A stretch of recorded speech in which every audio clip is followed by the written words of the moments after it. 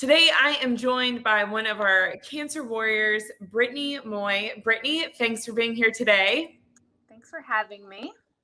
I'm so excited to talk to you because you have, not only are you a cancer warrior, but you have a very interesting twist in your profession. But first, let's talk about your diagnosis. Tell us, you're a breast cancer warrior, but tell us more about your diagnosis and your treatment. Okay. So I found a lump May 2018, and I went to my OBGYN, told him I found a lump, and I had young children at the time, so it hadn't been that long since I was nursing. And they sent me to the radiologist to do a mammogram.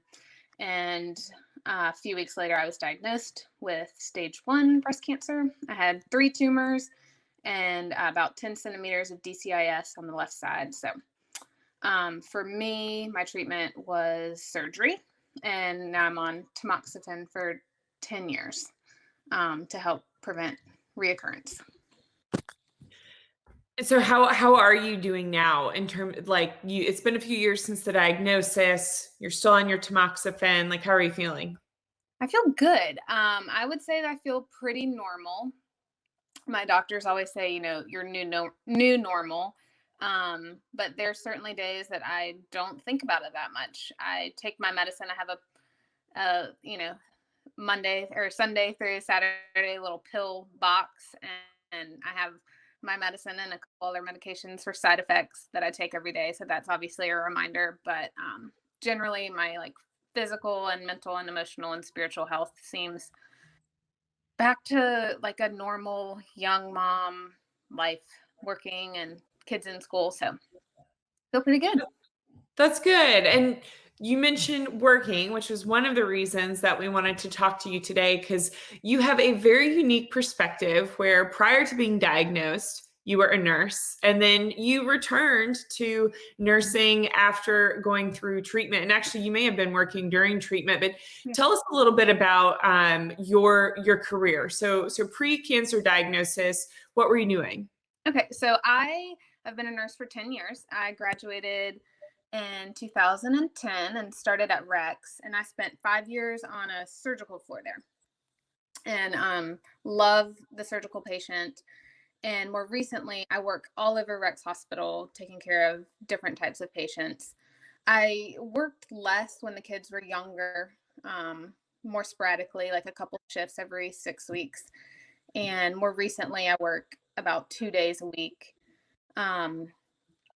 During my diagnosis, it was really hard to walk into work, and I wanted to just blurt out, I have cancer. Like, I'm sitting here working on the oncology floor.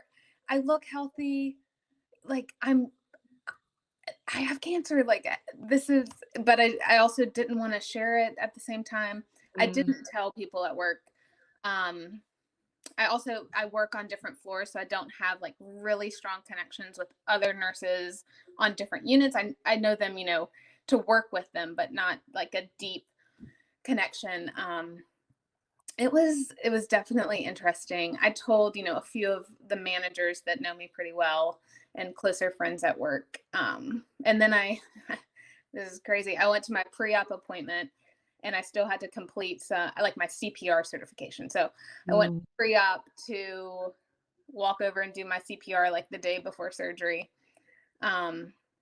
Definitely it was hard switching roles to walk into the hospital and put on a gown, start IV.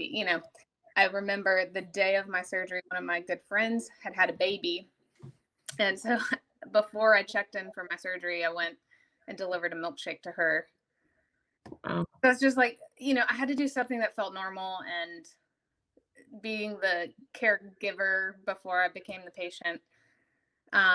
So yeah, it was a wild experience. But So how long did you take off from your surgery to going back to work? Because obviously, with any type of breast surgery, and certainly with a mastectomy, like you're restricted from things that you can do. So what did that look like for you? trying to remember. I had surgery in June, and I think I took most of the fall off. Maybe went back mid fall. The doctors didn't want me. You have to move patients and pull and push and um, be on your feet for 13 hours and in an emergency do CPR. The things that you would Mhm. for physical strength for. So I took a couple of months off and was and then I had the reconstruction November. I think I went back in January. Okay. And Do that you first day they had me on the oncology floor. And I mean, it almost makes me have chills right now. I was so emotional to flip the switch and go right back into being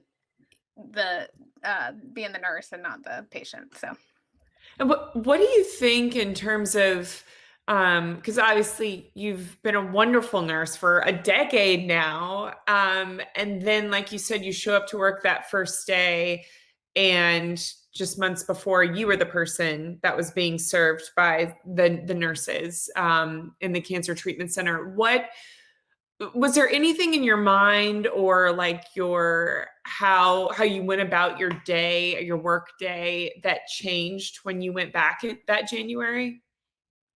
I think the realization that you're not excluded from going through hardships in this life. Doesn't matter what your profession is. There are plenty of nurses and medical providers that have gone through a cancer diagnosis. They've gone through hard things. It's definitely easier to relate and empathize for patients that get scary news Mhm. and, and to be able to really relate. You realize how scary diagnosis can be for Mhm. cancer or anything. And just helping be a support system is so important.